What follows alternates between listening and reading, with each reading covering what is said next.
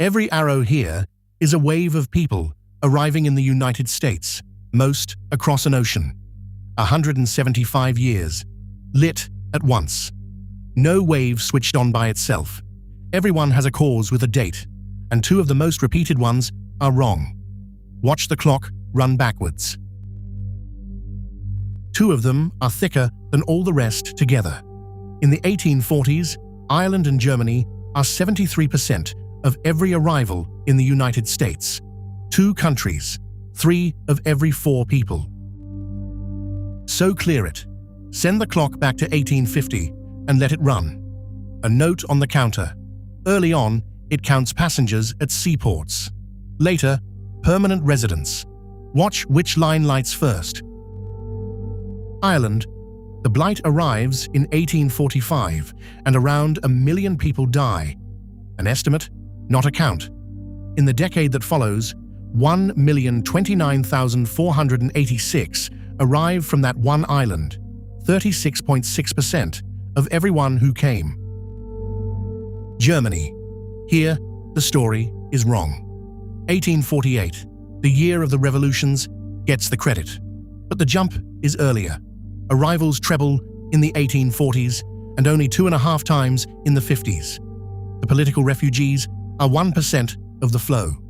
The documented causes are crop failure and inheritance law. And Germany does not switch off with Ireland.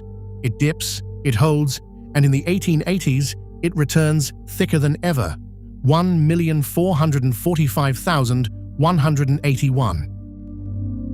Across the Pacific into San Francisco. Gold, California, 1848. The census of 1850 counts 758 people born in China. 10 years later, 35,565. But the Chinese peak is not the gold years. It is the 1870s, with the railroad already built. Gold opens the route. It does not explain it. 6th of May, 1882. Congress suspends the arrival of Chinese laborers, not of all Chinese. Arrivals from China that fiscal year, 39,579. Within 2 fiscal years, 279. Back on the Atlantic, it all lands on one spit of Manhattan. Castle Garden, 1855 to 1890. 2 of every 3 immigrants who entered the United States in those years walked through it. Then the sign changes, not the place.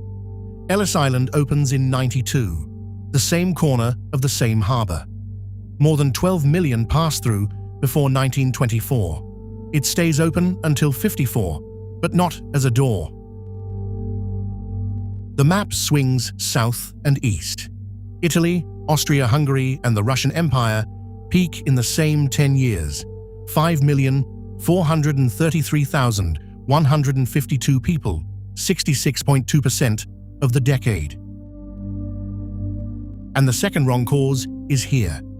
1881, the year the pogroms begin, did not open the Jewish emigration. The districts people left had no violence in them.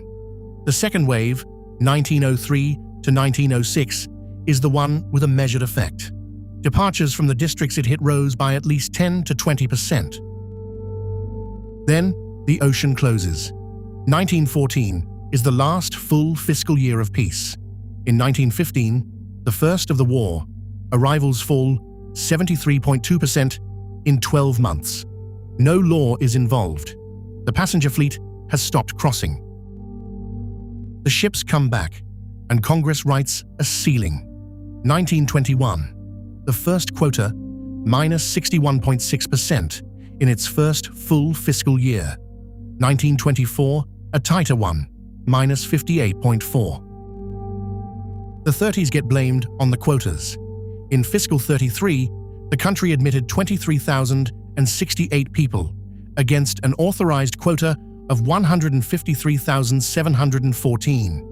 A ceiling nobody reaches cannot be what holds the number down. 3 causes, not one. The quotas, the Depression, and an order to American consuls in September 1930. Refuse a visa to anyone likely to become a public charge. The low holds through the war. Then, 1965. Hart-Celler ends the national origin quotas. Full effect lands in fiscal 68.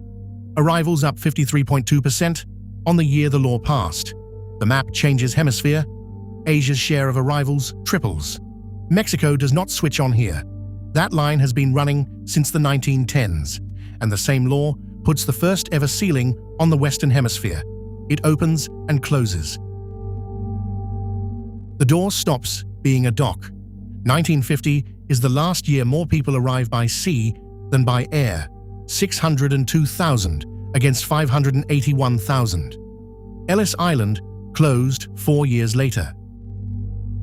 2023. Of everyone who became a permanent resident that year, 51.9% were already living in the country. They had arrived earlier on another visa and changed status. For that half, there is no port, no ocean, and no arrow to draw. All those arrows crossing a map, and the last wave crosses nothing at all.